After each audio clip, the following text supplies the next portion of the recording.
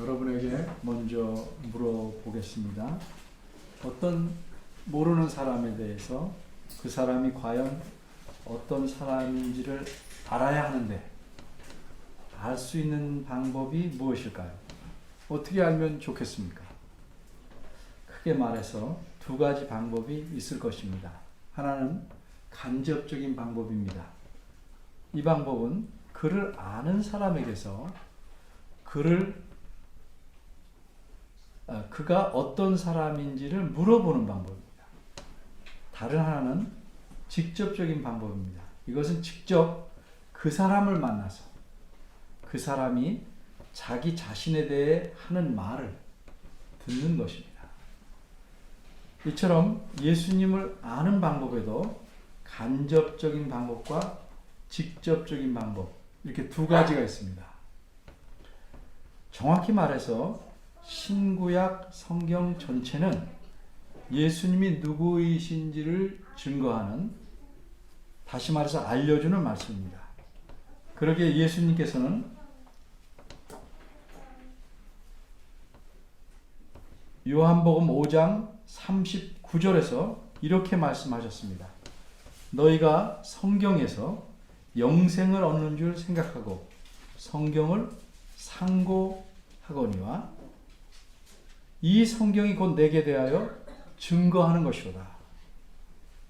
이 말씀에서 성경이란 구약 성경을 가리킵니다. 그러니까 예수님 말씀의 뜻은 구약 성경은 한마디로 예수님에 대해 증거하는 것이다 하는 의미입니다. 그럼 신약 성경은 어떻습니까? 여러분이 잘 알다시피 신약 성경은 4개의 복음서와 사도행전 그리고 21개의 편지들과 요한계시록으로 이루어져 있습니다. 이 모든 책들과 편지들이 다 예수님에게 초점을 맞추고 있습니다. 따라서 구약 성경과 신약 성경, 성경 66권 전체의 핵심과 중심은 한마디로 예수님에게 있습니다.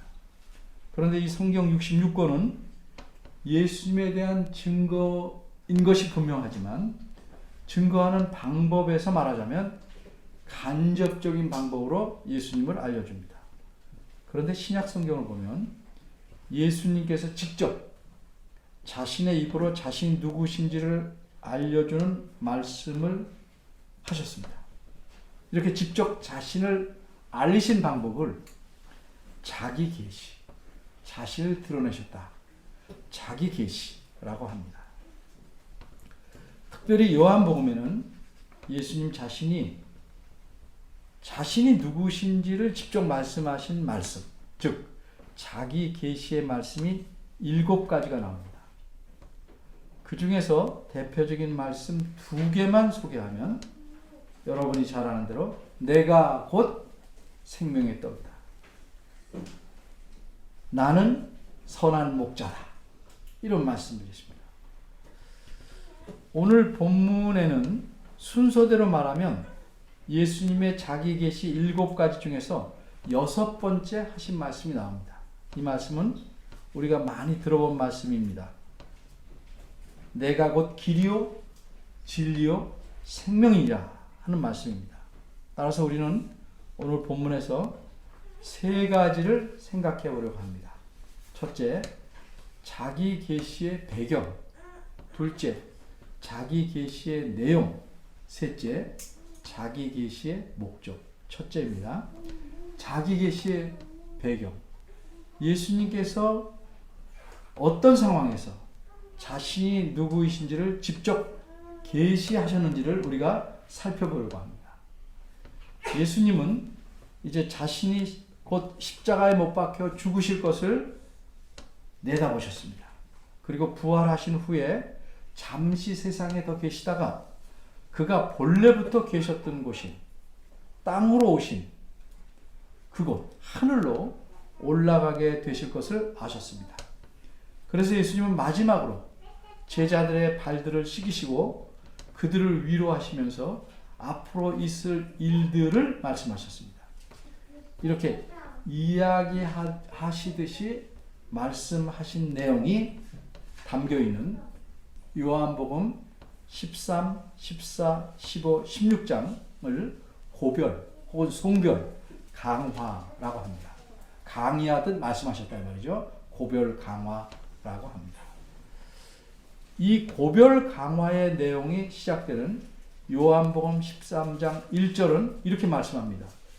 유월절 전에 예수께서 자기가 세상을 떠나 아버지께로 돌아가실 때가 이른 줄 아시고 세상에 있는 자기 사람들을 사랑하시되 끝까지 사랑하시니라.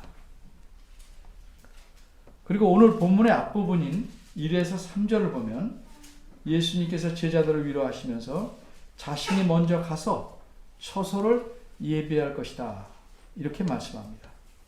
그런데 안타깝게도 예수님의 제자들은 이제까지 자신들과 함께 하시던 예수님께서 자신들을 홀로 놔두고 다른 곳으로 가신다는 사실을 받아들일 수 없었습니다.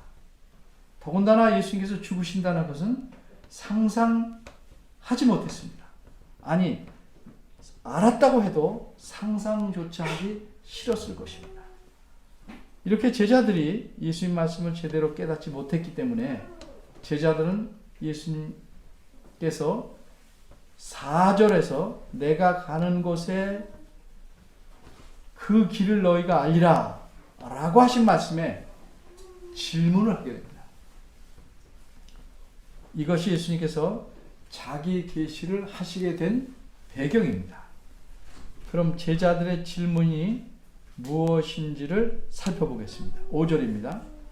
예수님의 제자 중 한 사람인 도마가 이렇게 묻습니다.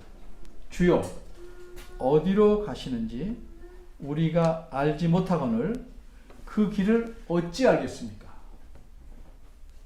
그런데 이것이 단지 도마 혼자만 몰라서 묻는 질문일까요? 아닙니다. 도마는 뭐라고 말했습니까? 우리라는 말을 사용해서 우리가 알지 못한다 이렇게 말했습니다. 그러니까 도마는 개인적으로 질문하는 것이 아니라 예수님의 제자들을 대신해서 질문하고 있습니다. 바꿔 말해서 제자들이 해야 할 질문을 대표하여 물어보고 있습니다. 따라서 이 질문은 도마 한 사람의 질문이 아니라 제자들 다수가 궁금해하는 질문입니다. 바꿔 말하자면 이처럼 제자들은 안타깝게도 예수님께서 가신다 하는 말씀을 제대로 이해하지 못하고 있었습니다. 그럼 제자들은 구체적으로 무엇을 모르고 있었을까? 그래서 도마가 질문한 그 물음을 원문대로 직역해 보면 이렇습니다.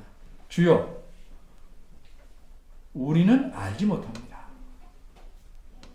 당신께서 어디로 당신께서 가시는지를 어떻게 우리가 그 길을 알 수 있겠습니까? 우리말 성경에서는 우리라는 말이 한 번 나오지만 방금 직역한 데서 알 수 있듯이 원문에는 2번 나옵니다. 그러니까 제자들은 2가지를 분명히 몰랐습니다. 첫째는 그들은 예수님께서 어디로 가시는지 그 목적지를 몰랐습니다. 둘째로 그들은 목적지를 몰랐기 때문에 그 목적지로 가는 길을 몰랐습니다. 목적지와 목적지로 가는 길, 이 2가지를 둘 다 제자들은 몰랐습니다. 예를 들어서 우리가 가야 할 목적지가 부산이라면 그곳으로 가야 할 길을 우리가 알고 선택할 수 있습니다. 부산으로 가려면 우선 경부 고속도로를 이용해서 빨리 갈 수도 있고 또 일반 도로를 이용해서 이것저것 둘러보며 부산으로 갈 수도 있습니다. 혹은 서해안 고속도로를 이용해 광주를 거쳐서 남해 고속도로를 이용하여 부산으로 갈 수도 있습니다. 이 외에도 부산으로 가는 길은 많이 있습니다. 이처럼 예수님의 제자들은 예수님께서 가시는 목적지와 그것으로 가는 길을 몰랐습니다. 둘째입니다. 자기 계시의 내용. 이렇게 도마의 질문을 통해서 예수님은 제자들 다수가 예수님께서 가시는 목적지와 그 길을 알지 못한다는 사실을 아셨습니다. 그래서 예수님께서 도마의 질문에 이렇게 대답하십니다. 6절 상반절입니다. 내가 곧 길이요 진리요 생명이니. 바로 이 말씀이 자신이 어떤 분이심을 직접 말씀하신 자기 계시의 말씀입니다. 이 말씀이 담고 있는 내용이 무엇인지를 좀 더 살펴보겠습니다. 우리가 익숙하게 외우고 있다고 해서 그 말의 의미를 제대로 알고 있는 것은 아닐 수 있습니다. 그래서 그 내용을 좀 더 잘 살펴보겠습니다. 이 자기 계시의 내용을 분명하게 알기 위해서 6절 상반절의 말씀을 원문대로 직역합니다. 직역하면 내가 그 길이고 그 진리이고 그 생명이다 입니다. 길, 진리, 생명에 모두 그라는 말이 더 붙어 있습니다. 그럼 길과 그 길은 어떤 차이가 있을까?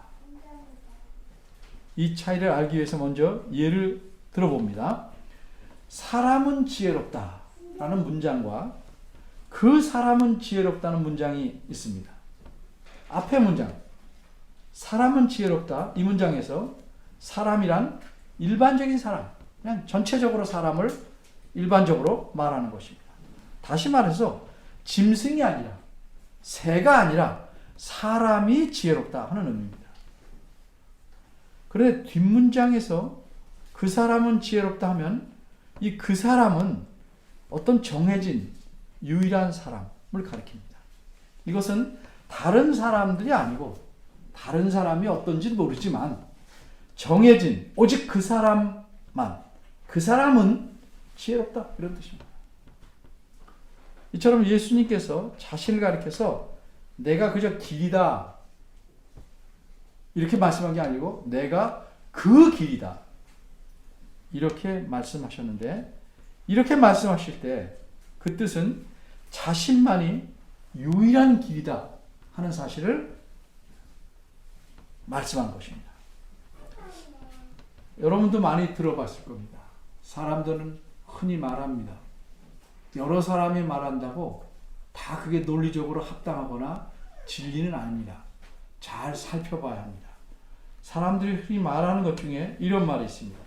산으로 가는 길은 여럿이다. 어느 길로 가든지 산의 정상에 도달할 수 있다. 어떻습니까, 이 말이? 그렇습니다. 맞습니다. 산으로 가는 길은, 꼭대기로 가는 길은 여럿이고 어느 길로 가든지 뭐 힘들고 까다로운 면은 다르겠지만 계속 올라가면 정상에 이를 수 있습니다. 그런데 말이 여기서 끝나지 않습니다. 이렇게 말하는 사람들은 이 말을 비유로 삼아서 이렇게 덧붙입니다. 그 선어를 제가 보이게 조금 밀어 놓으실래요? 옆으로. 선어야, 선어야, 조금 조용해져. 끝날 때까지.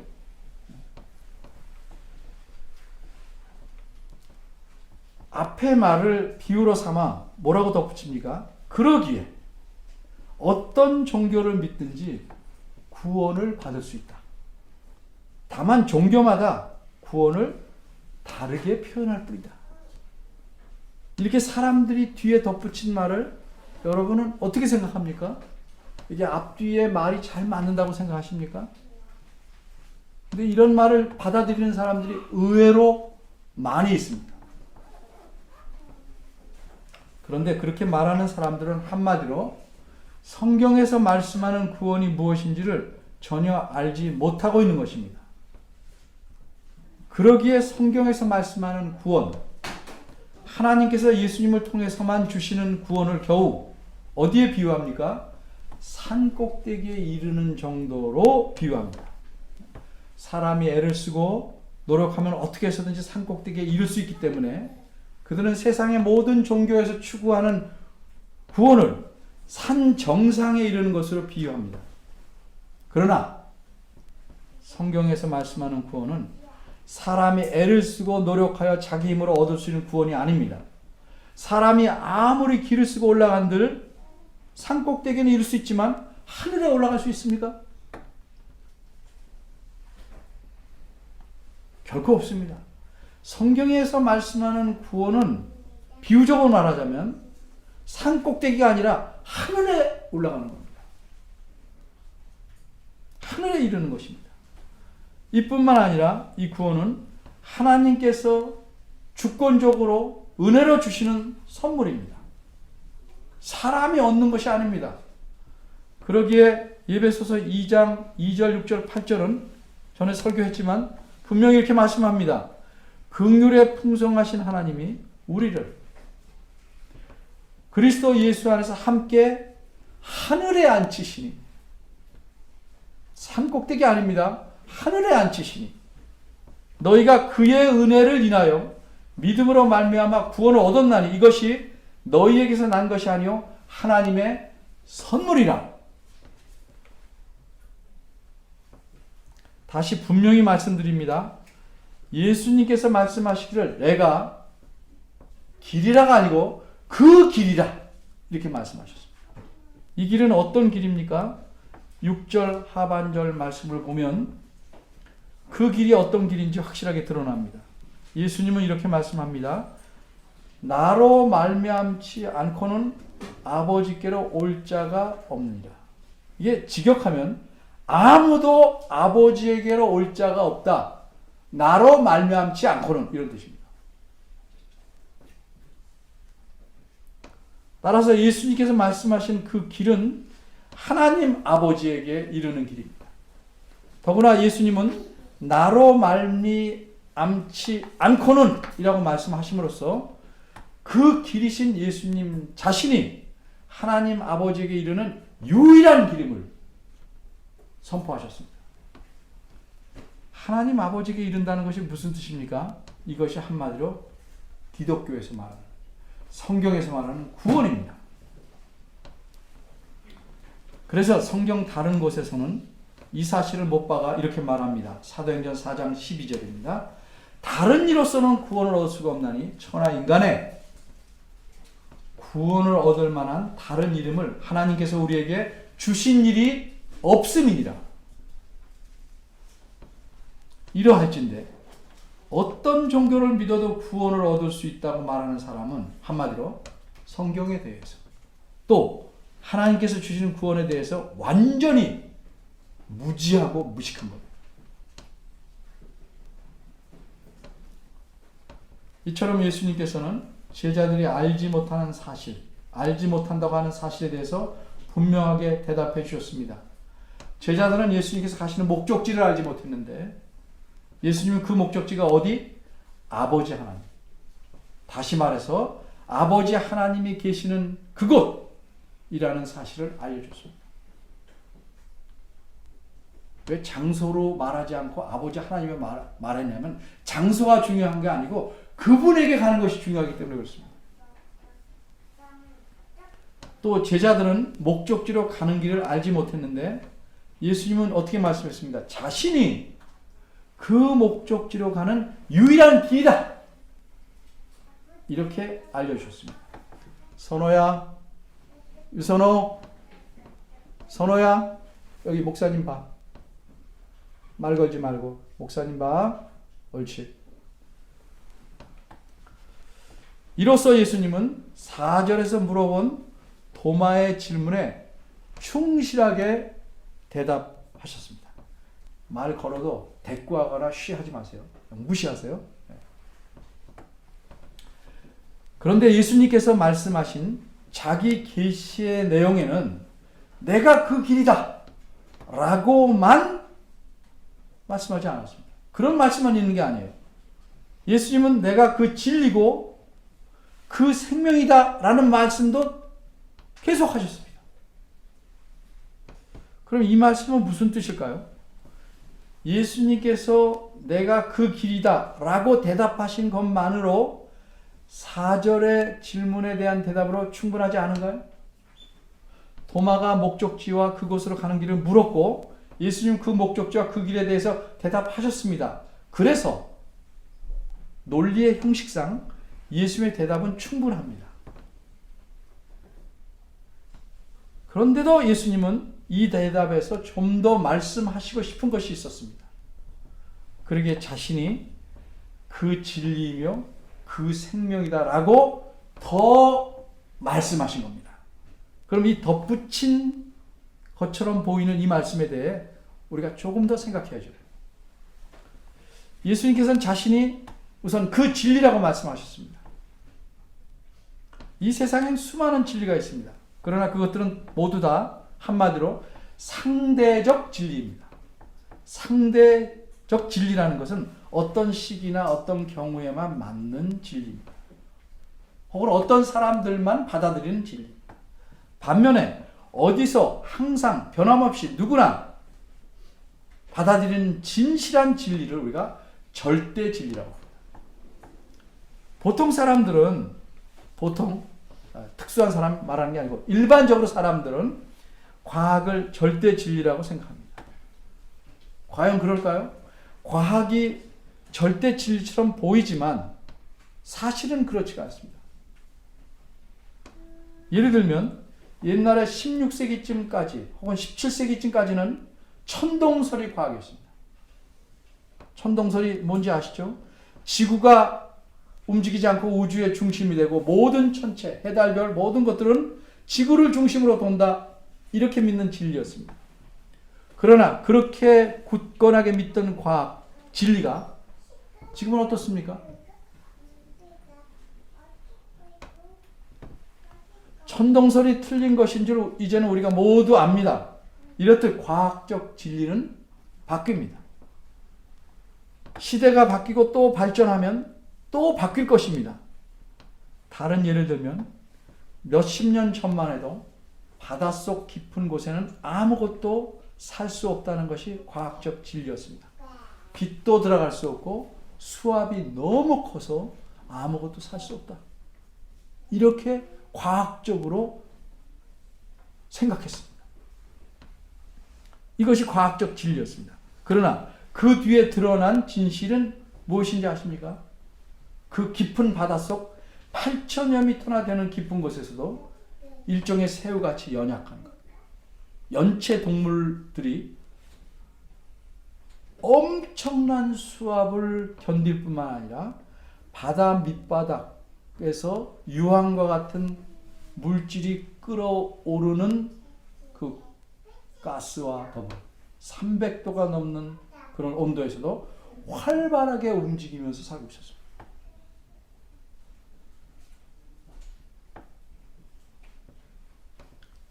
과학적으로는 인정할 수 없었던 사실입니다. 이전에는 과학이 알지 못했던 사실입니다. 그런데 지금은 인정할 수밖에 없습니다. 과학적 관찰로 드러난 사실이기 때문에 그렇습니다. 이처럼 이 세상에는 절대적인 진리는 없습니다. 사람들이 절대적으로 생각하는 것, 그런 것들은 없습니다. 그러나 예수님은 자신을 가리켜 그 진리라고 말씀하셨습니다. 이 말씀은 예수님만은 절대 진리라는 말씀입니다. 예수님이 말씀하신 것은, 하시는 것은 무엇이든지 절대적인 진리입니다.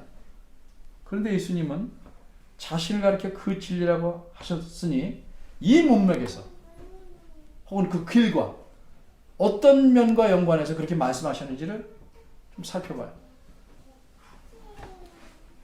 예수님은 아버지 하나님에게 이르는 그 길과 연관해서 자신을 그 진리며 그 생명이다 라고 말씀하셨습니다.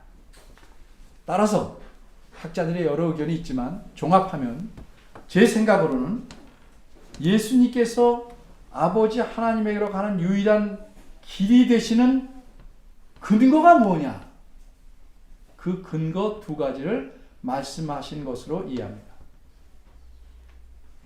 예를 들면 어린이를 위해서 좀 다소 제 마음에도 덜 드는 예를 생각했습니다. 우주선을 타고 어떤 별에 간다고 할 때 두 가지가 꼭 필요합니다. 하나는 그 별이 어떤 별이고 어디 있는지를 분명히 알아야 거기에 도착할 수 있어요. 별에 대해서 알아야 해요. 다른 하나는 그 별에 다다를 때까지는 물론이고 그곳에 도착해서도 죽지 않고 살아 있어야 도착한 의미가 있어요. 이 이해를 염두에 두시고 이제 설명을 좀 더 들어보도록 하겠습니다. 예수님께서 자신을 가리켜 그 진리라고 하셨습니다. 여기서 그 진리는 특별히 제자들이 가야 할 목적지인 아버지 하나님과 연관돼 말씀한 것이다. 이렇게 봐야 합니다. 따라서 그 진리는 아버지 하나님에 관한 절대적인 진리입니다. 예수님은 하나님에 대해 틀림이 전혀 없으시고 분명한 진리를 알려주시기 때문입니다. 예수님께서 하나님에게 관해 말씀하는 것은 하나부터 열까지 변함없는 진실입니다. 왜 그렇습니까? 온 우주에서 아버지 하나님과 가장 친밀한 관계를 가진 분이 누굽니까? 예수님이시기 때문입니다. 이뿐만 아니라 예수님은 하나님의 아들이시기에 본질상 예수님 자신도 하나님이시기 때문입니다. 그러게 예수님은 오늘 본문 다음 부분인 9절 하반절을 보면 나를 본 자는 아버지를 보았다 이렇게 말씀합니다. 또 10절에서는 나는 아버지 안에 있고 아버지는 내 안에 있다 계시다 이렇게 말씀합니다. 그러니까 예수님께서 하나님에 대해서 말씀하시는 것 모두 다 진리고 예수님만이 하나님에 대해서 가장 잘 그 진실된 내용을 알고 계십니다. 아직 안 끝났어요. 네. 그리고 예수님께서는 자신을 가리켜 그 생명이라고 말씀하셨습니다. 이것이 어떤 생명입니까? 이것은 하나님께서 예수님을 통해서만 주시는 유일한 생명입니다. 그래서 예수님이 이렇게 말씀합니다. 요한복음 17장 2절입니다. 아버지께서 아들에게 주신 모든 자에게 영생을 주게 하시려고 만민을 다스리는 권세를 아들에게 주셨음이로소이다. 그리고 이것은 예수님을 믿는 순간부터 누리는 영생, 영원한 생명입니다. 그래서 영생이라고 해서 시간상으로만 죽지 않고 영원히 사는 것을 의미하지 않습니다. 영생의 핵심은 무엇입니까? 하나님과 더불어 친밀하게 사는 것이 그 핵심입니다. 그러기에 그 다음 구절인 요한복음 17장 3절에서 예수님이 이렇게 말씀합니다. 영생은 곧 유일하신 참 하나님과 그의 보내신 자 예수 그리스도를 아는 것입니다. 여기서 아는 것이 무엇입니까? 단순히 지식을 말하는 것이 아니고 바른 지식을 통해서 믿고 친밀한 삶을 함께 살아가는 것, 이것을 아는 것으로 표현했습니다. 따라서 내가 그 길이요 그 진리며 그 생명이다라는 자기 계시의 말씀을 정리하며 이렇습니다.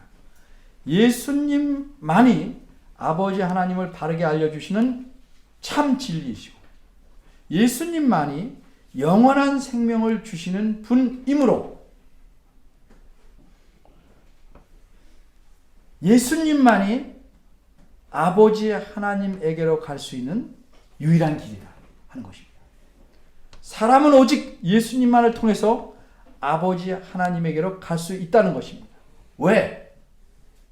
그분이 그 진리요 그 생명이기 때문입니다. 이런 의미에서 예수님만이 하나님에게 이를 수 있는 유일한 그 길이십니다. 다른 길은 결코 없습니다. 셋째, 자기 계시의 목적. 이제 우리는 이렇게 예수님께서 자신이 길이요 진리요 생명이라고 계시한 목적이 무엇인지 봐야겠습니다. 그 목적은 우선 예수님 말씀을 직접 들은 제자들이 길과 진리요 생명이신 예수님을 어떤 고난과 역경을 겪더라도 잘 이겨내서 아버지 하나님 앞에 이르러 예수님과 함께 할 수 있도록 하기 위함입니다. 그런데 이뿐만 아니라 이 똑같은 목적은 더 넓게 적용되고 계속해서 모든 그리스도인에게 되는 것입니다. 예수님께서 길이요 진리요 생명이라는 사실은 그 당시 제자들에게만 해당되는 것이 아니라 그 후 모든 그리스도인에게도 역시 그러하기 때문입니다. 그래서 예수님께서 그 제자들을 통해서 어떻게 하셨습니까? 그들만 받아들이면 됐습니까?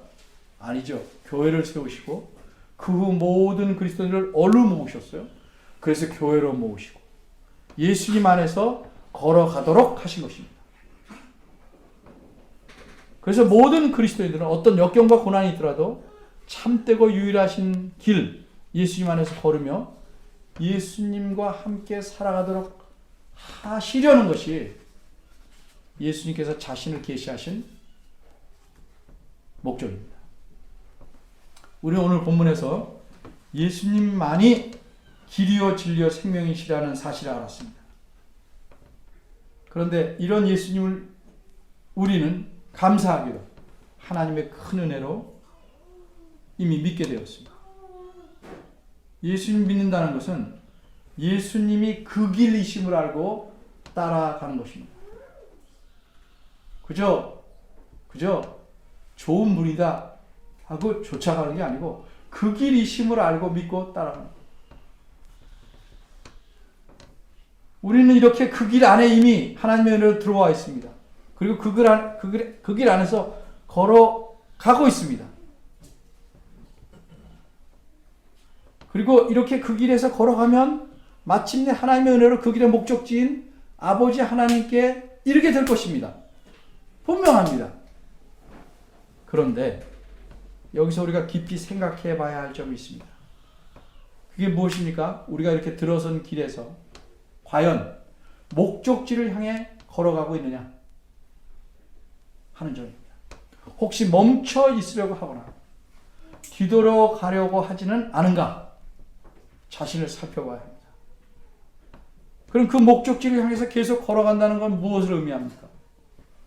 진리와 생명이신 예수님을 더 많이, 더 깊이 알아가는 것을 의미합니다. 예수님은 택배 물건을 이렇게 운반해주는 이른바 컨베이어 벨트가 아닙니다. 그런 운반 장치가 아닙니다. 생명이 죽은 물체를 옮겨주는 그런 장치가 아닙니다. 여러분이 길 안에만 들어주면 쭉 옮겨서 죽은 시체가 된 우리를 옮겨놓는 그런 장치가 아닙니다.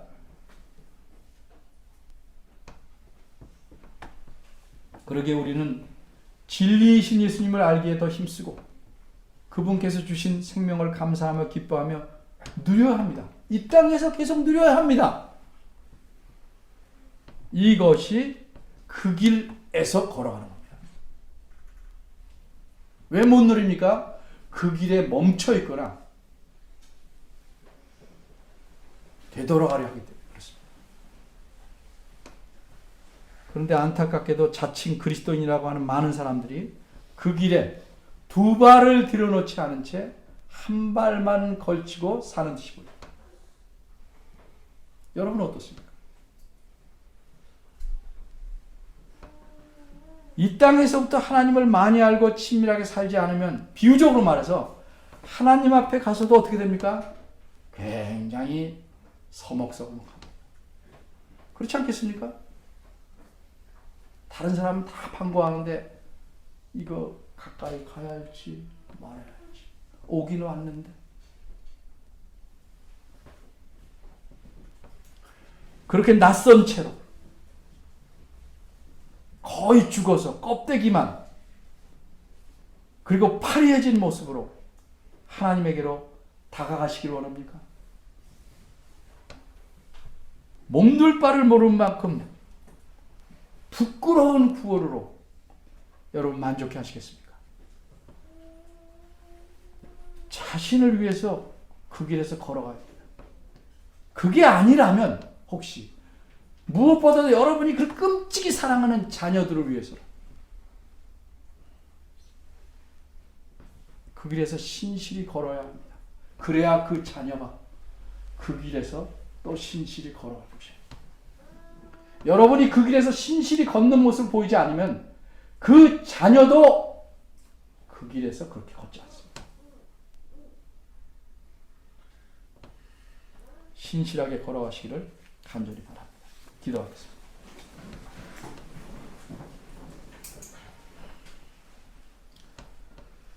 은혜로우신 하나님, 저희를 참 은혜로 택하셔서 그리스도 안에서 살아가게 하셨습니다.